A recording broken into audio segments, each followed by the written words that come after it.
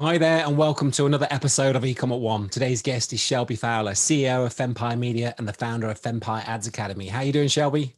I'm great. Thank you for having me. No problem at all. Thank you for being on the show. I'm really looking forward to this. We get a lot of questions in the agencies and on the podcast about Facebook ads. Things seem to be changing up all the time. Lots of exciting developments, especially recently with the different updates and whatnot. But I think before we get into the nitty gritty, it'd be good for you to sort of introduce yourself and tell our listeners where your sort of passion for Facebook ads came from and your passion for sort of empowering female business owners as well. Absolutely. So, hello, everybody. Thank you for having me. I'm the owner and founder of Fempire Media, and we are a Facebook and Instagram ads agency. And we really help, multiple high 6, 7, and 8-figure businesses scale and automate with Facebook ads. And I started off actually kind of freelancing social media marketing, digital marketing for restaurants and a lot of brick and mortar businesses. And in late 2019, I kind of realized, I came to this realization that people actually specialized in Instagram and Facebook ads. And I'd been doing this for clients for a while and loved that part. I just had no idea that you could only do that. So once I figured that out, I kind of went all in on that. I really, really love the idea of, with social media marketing or organic marketing, it's a long game. And sometimes that means, it's about consistency and you don't always see the fruit of your labor.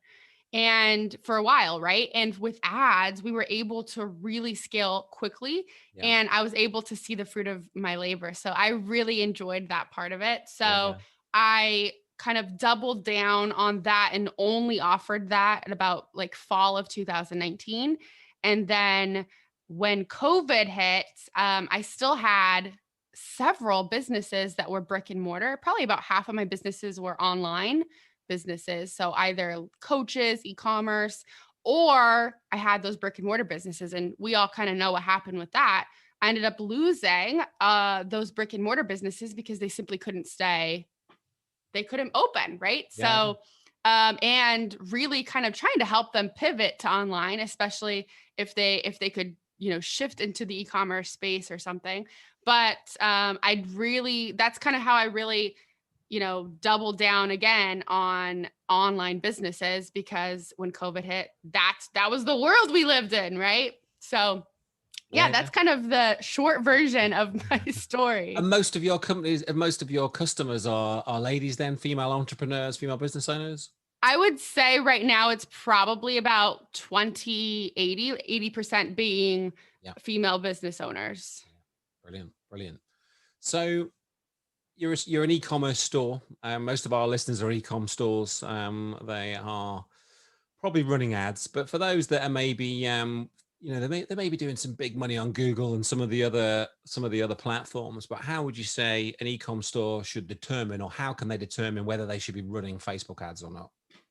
Yeah, my recommendation is always, if everyone listening is, you're running a profitable e-com store. So I think once you're profitable and your numbers, I think it's a wise decision to move into advertising. Knowing that like cart abandon rate, knowing your average order value, all of those things are super important, because then you can kind of determine how much you're willing to spend to acquire a new customer. But in just if you're having luck with Google ads, for instance, I would give it a shot to try Facebook and Instagram ads, because there's no other platform that has the level of targeting and customization that Facebook has. And Facebook owns Instagram, so it's your ads are going to automatically be on both platforms. So yeah, I have a client who they did really well on Google ads, and we shifted over to Facebook ads, and they still do Google ads, but now we're competing pretty evenly with their Google ads that we're performing super well. Yeah. I mean, we find the same. I think that, if you're running Google ads, you should be running Facebook ads. Bit of a bold statement, but I'm there. I'm a believer. Yeah, Definitely. I'm with you on that. And I also will preface that we don't do Google ads. However, if you are running Facebook ads successfully, like I would run Google ads Yeah. too, right? Yeah. Like Yeah. I think they both would work really well. Yeah, and they both help each other. In effect, you've got the data from both. Obviously, if certain things are Exactly. working in one, certain targeting potentially, this may be similar targeting, or you've built a customer base from one, you can import those customer base from the other into the other sort of thing. So, Absolutely. in terms of, so we're running our ads, but what metrics should a marketer measure to understand the performance of their Facebook campaigns? This is a great question. So, one of my favorite things to measure at first. Now, keep in mind right now, Facebook is taking much longer to optimize ads. So if you have been used to seeing results within 2 or 3 days, and then shutting ads off that weren't working, you really need to give your ads like about a week and a half. Quite frankly, maybe even up to 2 weeks to really get going. Facebook's reporting is a little bit delayed. So you need to give Facebook time to optimize, right? Yeah.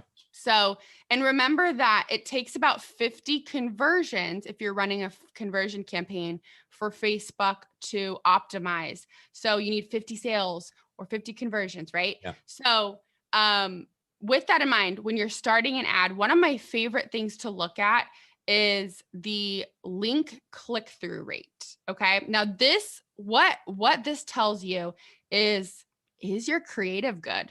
Is your ad copy or graphic or video doing well? So here's our rule. In our agency is we look and 1% is good. Anything under 1% is, we can adjust it. What this means is that somebody sees your ad and is like, oh, this is interesting, and clicks on it. Yeah.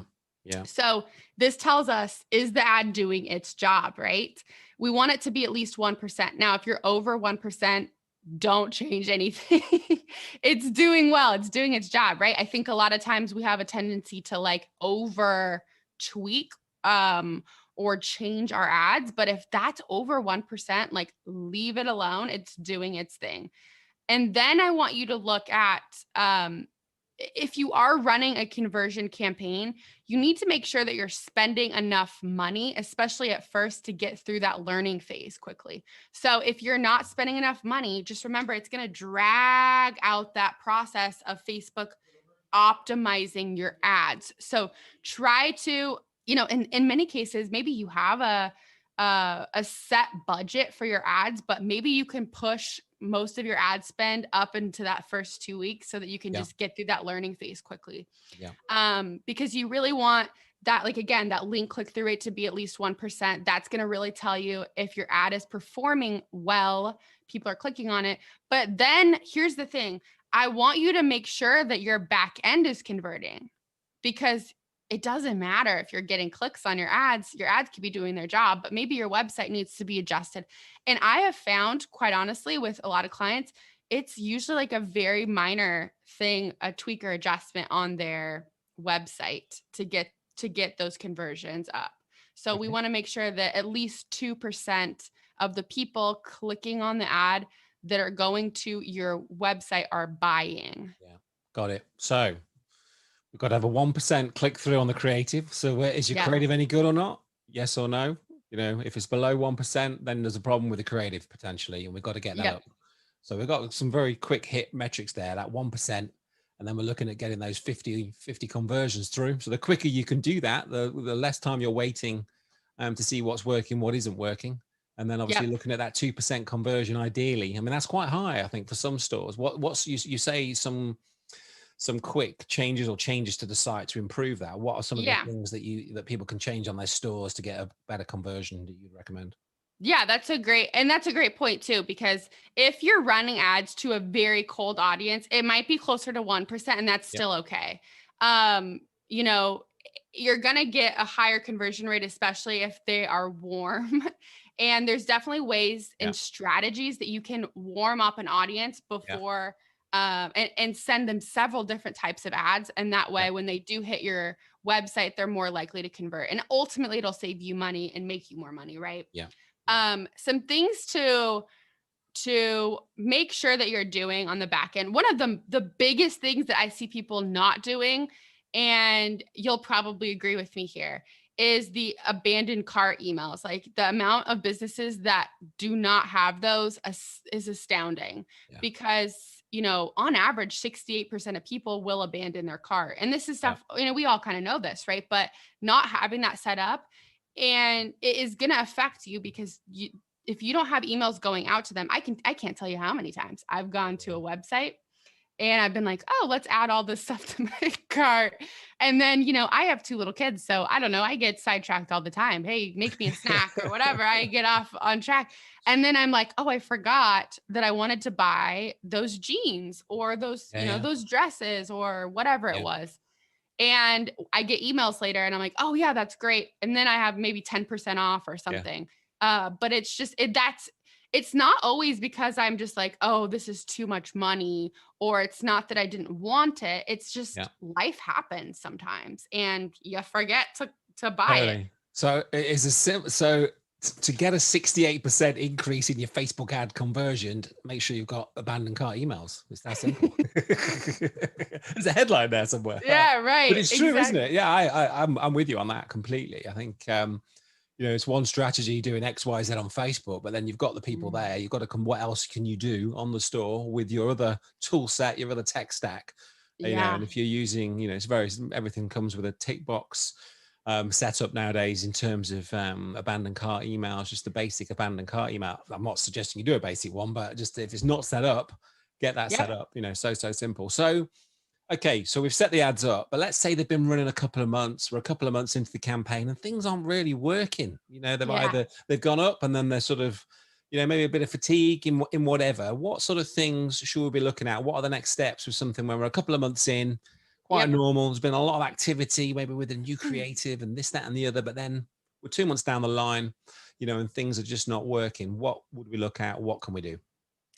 So I want you to look at the frequency. So if you go inside of Ads Manager, you can see the metric frequency. What this means is on average, how many times is someone getting your ad? Now, everybody is going to have their own rules and it's going to depend on the type of ad you're running. For instance, if you're running a retargeting ad, and let's say you're retargeting the people that abandon cart, if they get that ad like 3 times, like that's okay. Because, it's usually a smaller group of people that are getting those ads and you're wanting to basically bombard them with your store now, right? However, you want to see if you're running ads and let's say they're working really well, like you said, and then all of a sudden you see a drop off and you're like, okay, what's happening? If the frequency is high, let's say it's 2.5, 3, 4 times people are getting your ad, it's time to switch things up. And typically what we see is a correlation between that and your link click-through rate anyways, because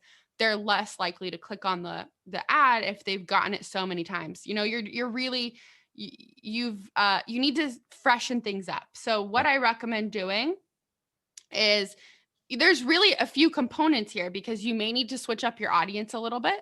You may need to target a brand new audience. Yeah. Or you can change up your video or graphics.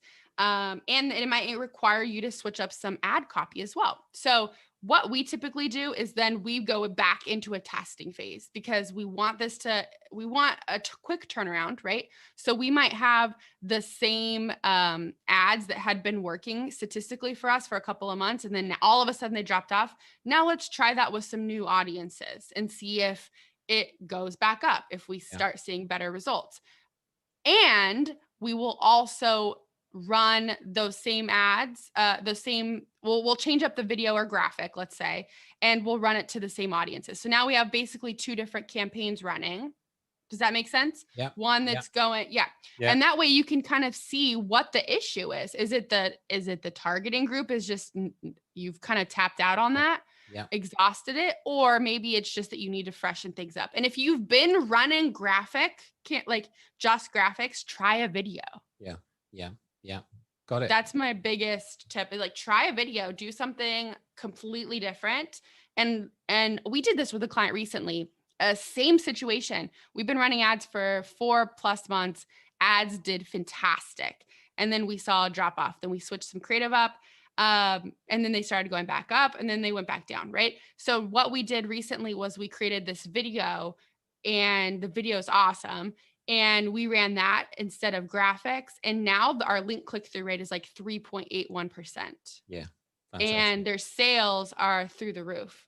So sometimes, ads aren't just like you do it once and it always works. You have to constantly monitor them and tweak and adjust. I think this is what I see a lot. I think set something up that works. Not too bad, to do. Not, it's not that difficult. Obviously we're an agency as well, so it's easy for us both to say that. Yeah. But then, or to see something that was working and that isn't working. And I think people get lazy, and things get forgotten, things get in the way, like everything, And I think having that routine in there, that's adhered to, because at the end of the day, you are putting something in front of a real human being, and if they've seen it 15 times, it's going to be a problem. They're not going to buy. They're fed up. Not just that particular product, but the brand. It's going to be feeling very tired and very sort of not very, spontaneous, or not very sort of trustworthy potentially. So I think, yeah, absolutely agree with you there. So with e-commerce, there's always a lot of talk around prospecting and remarketing. This split. Do you have like a go-to sort of mathematical equation of where you should spend, your split? So you're doing, I don't know, you're doing 5 million quid a year in sales. You may be spending 10 grand a month on ads. How much? I know it can't. It's very difficult to give me an exact number, but if you're spending 5 grand a month on ads, what is there some sort of equation that you look at in terms of splitting between prospecting and remarketing? Yeah, I would say about 10% of your ad spend you can use for retargeting. Okay. Typically, your retargeting ads are going to be a lot cheaper because these people already know who you are to some degree. Some might know, some may have shopped with you before, right? They know you very well. Some have just gone to your website, but these ads are a lot less expensive. And typically your audience pool is a lot smaller. So you can run a reach campaign, for instance, which is my favorite type of campaign to run for any retargeting ads. You can run those ads for very inexpensive. But I will tell you that for a lot of e-commerce business owners, retargeting ads can be very profitable. For some of our clients, they have done the best. Yeah. No, I mean, I definitely say that as well. So I guess it depends on the size of the remarketing, retargeting pixel, that type of thing. Yeah. Yes. And you always, of course, have to be prospecting for new clients and customers because then you have nobody to retarget, Exactly. in a couple of months if you tap out on that. So you want to constantly introduce new people to your brand, to your business, and then retarget them. I've heard this a few times now in the last month. So it's a reoccurring theme now, but I love this concept of just like, I've heard a few business owners say, once someone is in my funnel, I just want to be unforgettable. Like they cannot escape me. I'm just constantly, bombarding them. Like they're just like, I'm there everywhere they go. Right. Yeah. And I think that's a really great way to think about your advertising too, but also keeping in mind that going back to like not using the same graphics all the time, like switch those up so that they're not seeing the same thing all the time, but they're getting different things, a video, a graphic, retargeting, like all of it. So then everywhere they go, they're like, oh my gosh, I have to buy from the store because I keep getting their stuff. You're always top of mind. Yeah, that's it. That is so true. So let's say the next question I'm going to ask you, I want the listeners to be able to then, with your answers, be able to pause this episode, go into their Facebook ad account, and basically give me 3 things that they should go and do right now. Go to their Facebook ad campaign, 3 things that they should look at. It's an e-com store owner. They may be running DPAs. Well, they should be running DPAs. If they're not, they need to be sorting that out. But they're running DPAs. They're running various prospecting campaigns. They're various remarketing campaigns. What's 3 things they should go and do right now in their ad interface? Okay, this is a really great question. Number 1 is if you are running retargeting campaigns, please make sure that you have the right campaign type. A lot of people will run a conversion campaign or traffic for retargeting ads. And I don't think that those are the most effective.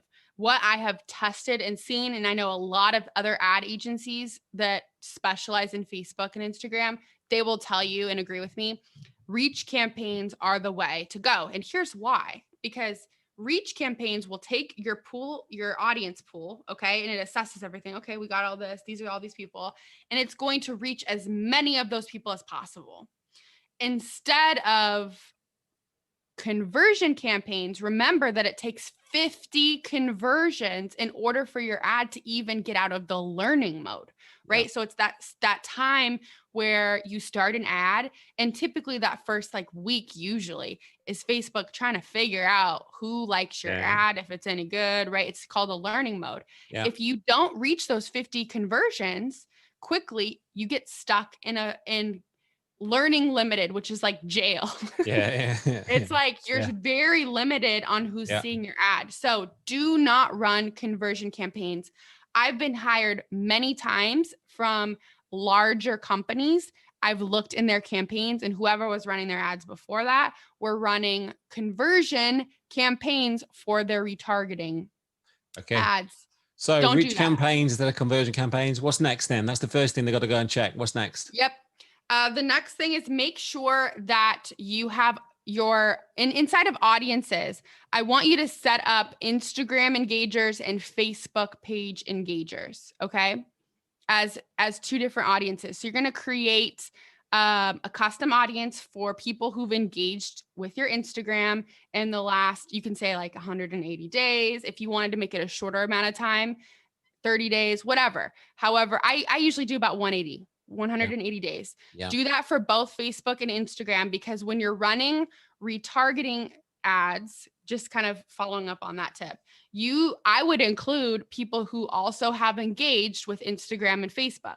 Yeah. I will give you a quick example. I went on an eCommerce Instagram page the other day, and I started looking through all of their clothes, clicking on their ads. I liked a few of the clothes. Oh, great.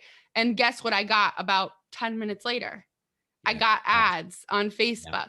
Yeah. And what did I do? I clicked on it and I was like, oh, you know what? I should go buy that. I'm a sucker. So I buy all the things. So I went and I bought it. Right. So those are very effective. A lot of people miss out on that, and they'll only retarget people who've visited their website or whatever, but don't sleep on the people who are engaging with your social media. Yeah. And then my third tip for you is to make sure, especially right now, this is a really, really important tip. So I want you to listen to this. Right now in Facebook land, because Facebook is taking longer to optimize ads with all the iOS changes and all of the adjustments, and I know Facebook's coming out with tons of new updates, you need to make sure that your campaigns are as simple as possible. So what I mean by this is that when you click on your campaign, you really don't want more than 2 to 3 tops ad sets underneath a campaign. Yeah. So if you're testing under a campaign like 6 different videos or graphics in 6 different audiences, that's not going to work. It's spreading it too thin, and you're really doing it a disservice. Yeah. So try to keep everything as simple as possible. Test less than you normally would. Yeah. Again, I see this being a big problem with people as they just put way too many ad sets under a campaign, meaning they're just testing tons of different audiences. I think a lot of software does that by default, doesn't it? Where you'll put in 7 interests and whatever it may be, and then it's created 48 ad sets. It's like, oh yeah. So try to simplify things as much as possible right now. And this might change in a year, right? Because things always change in Facebook land. But right now, I personally would recommend 2 to 3 ad sets at most under a campaign, and make sure that your ad budget can fit that. And here's the thing too, that people don't realize: whatever, in your ad sets is where your targeting is, right? So if that targeting group, you need to make sure your targeting groups in each ad set are about the same size, because by default, the larger audience, Facebook will favor it and push all your ad budget to that. Ad set. So, Another tip. Fantastic. Right. You need to go and pause and you need to go and crack on and implement some stuff. There's some great takeaways there. Thank you. Thank you. Thank you so much. So, okay, where should we go now? Future crystal ball time. So, Yes. what should we be looking out for? What's coming down the pipeline next 12 months? I know even 12 months in e-com and Facebook are definitely, a lot's going to happen. What would you say are some of the things that our listeners need to be aware of, they need to be preparing for now, they need to be implementing now, and what's coming? So there's rumors that Facebook is coming out with like a funnel system. So I think because of the iOS tracking catastrophe, Facebook is going to try to create a basically shops on their platform so that people don't have to leave the platform in order to buy something, which would then help you with your tracking, and then Facebook would be able to optimize your ads a lot sooner, right? Yeah. There's a lot of, I think what you can expect, especially in the next 6 months, the rest of the year, is that there's going to be a lot of changes. We've already seen this, we're in Ads Manager every day, multiple times a day in many different accounts. And honestly, every week we find something new back there. So you're going to see that there's a lot of new stuff popping up. I project, crystal ball time, I project that things are going to look very different in 6 months than they do now. And I think if you have an ads person, I would make sure that they're on top of stuff. If you have somebody in-house, get them some additional training if you can, or, I would, and have them talk to other people who are running ads. I think the trick to making it through this time is really having your finger on the pulse of what's going on, and having communication with others that are experts in this field, because they know based on experience what's working and what's not too. And I also think that this is just my projection, but because of all of the iOS updates, what you're going to see is that a lot of businesses are pulling out of advertising because they don't know how to do it and things are changing. So they've learned that, our tactics, our strategies that worked 4 months ago, 6 months ago, they're not working anymore, right? And by the way, this is with every platform. Like if you ran Pinterest ads right now, same problem. So what you're gonna see, and you may disagree with me on this, maybe you agree with me, I think that there's gonna be some people that pull out, and I think eventually ad costs are gonna go down because there's gonna be less competition. I agree. I think this happens, it's like a cyclical thing. It's happened in Google ads a few times where even I can remember Google Shopping, it was free, and then you had to pay for it. I'm not paying for it. Well, no, hang on a minute. 80% of people abandon it, and it's very similar now where, we can't target the right people. It doesn't work. It doesn't work is the usual phrase, isn't it? Well, that just creates an opportunity for those that are willing to learn, those that are willing to really get into it, and generally, costs go down after those things kick in, or, the returns go up, should I say, really, the costs, you may spend more, probably on ads because there's more opportunity, there's more to go at, a bit like in Google Shopping with CSS, you can save money with a CSS provider, but ultimately that money you save, if you're getting a return, you reinvest it in theory, most clients reinvest it. So therefore you make more with your ads because a lot of people are not doing the newer things. And I think that's, that's very much what's likely to happen here. Yeah, I agree. Yeah. 100%. Okay, so you mentioned training. I know you've got some of your own training, but tell us about that. But also, if I was a marketing manager and I was looking to get up to date with Facebook ads, what are the best trainings out there? A couple of training. I know you've got your own, so please feel free to mention that, and maybe a couple of others as well. Okay, perfect. I have done a lot of research in this area because I have found that a lot of people, as I'm running my agency, and especially sometime last year, I really got bombarded with messages. I'd log into Facebook and it would be like 20, 30 messages from people in my community that would be like, hey, I really want to learn how to run ads. Do you have any recommendations for programs? And or courses, I should say. What I would say is that I wouldn't suggest buying a course because things change so often. Those things are not updated. I bought several courses, went through them to see if I could recommend them and feel good about it. Right. And a lot of them, like half of what they said was good. And the other half was completely outdated. There was like Facebook didn't even look like that anymore. Right. So, and I just know that is going to confuse people. Yeah. So I did a lot of research on this. People were asking me, hey, do you do ads coaching? Can we hire you for strategy sessions? And I didn't have that available. So I created a program, but I will tell you that for people who are marketing managers, you're running ads, your team is another program. I'll tell you a little bit about mine in a second, but another program, but it's specifically for those who are running ads for others, is Digital Distillery's program is pretty good. And they have weekly calls that you can hop on. So they have some good updates.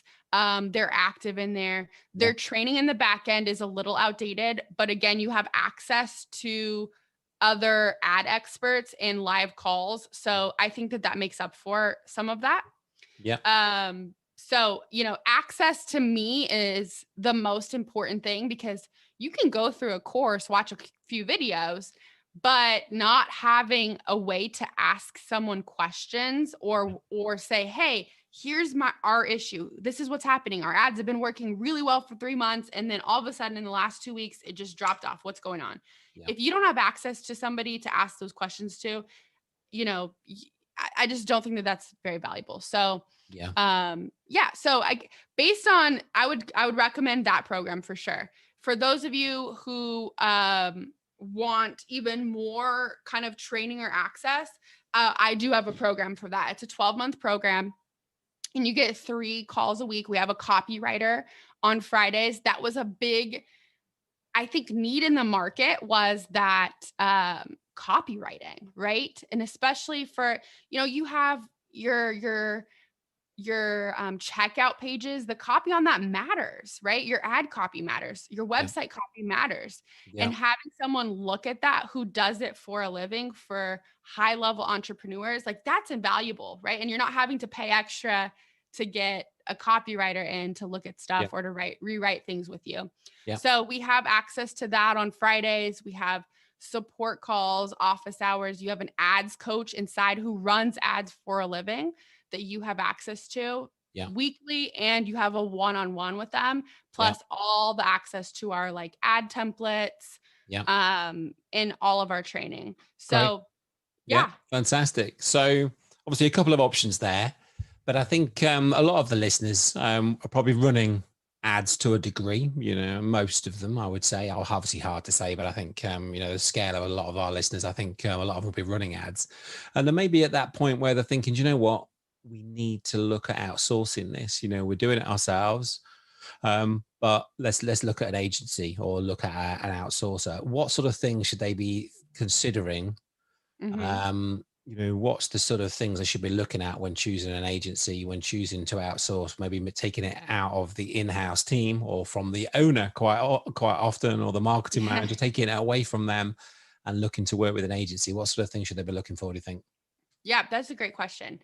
So I would look at testimonials and case studies. Number one, you want to work with somebody who has proof of concept, right? They have worked with others and gotten success.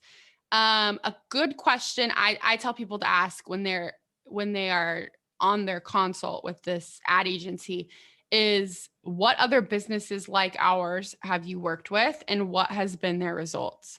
So I always look for, like, when I'm on sales calls with any sort of service provider, right? I always like them to share a story about a client experience, right?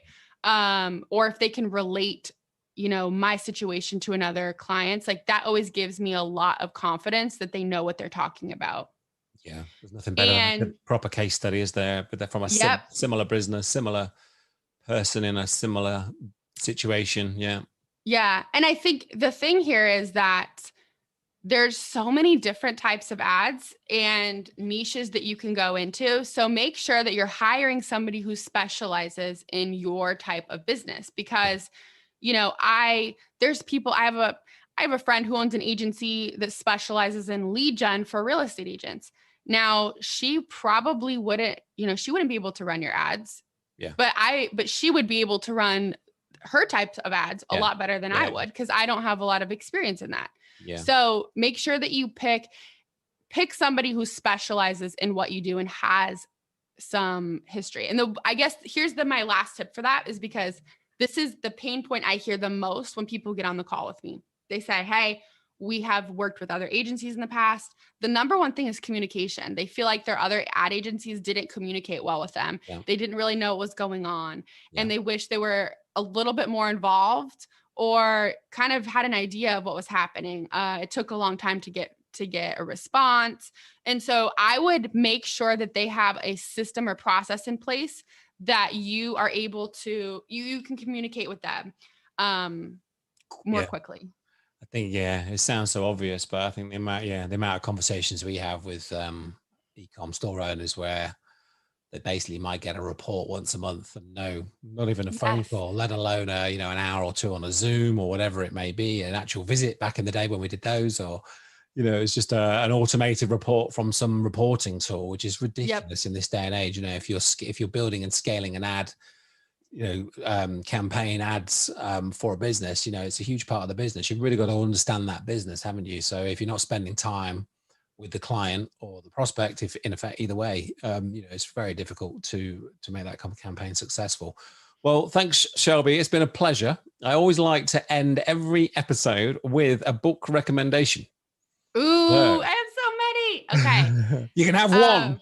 Okay. So a book I read recently that it's so good. It's called Excellence Wins. And it's by one of the founders of the Ritz-Carlton. So I have it right here on my desk. It's really great for those of you who have teams. It's good for customer service skills. It's really a great book. In fact, I told myself it's probably one of those books that I will have to reread every year or two, just to make it stay top of mind for myself. Oh, great. I've not heard of that one. And it actually sounds fantastic. That sounds right up my street. Yeah, I'll be getting that ordered straight away. Well, thanks so much for being a guest on eCom at One. For the listeners that would like to find out more about you, Shelby, and reach out to you, what's the best way to do that? You can go to my website, fempiremedia.com, and find all of the things. Fantastic.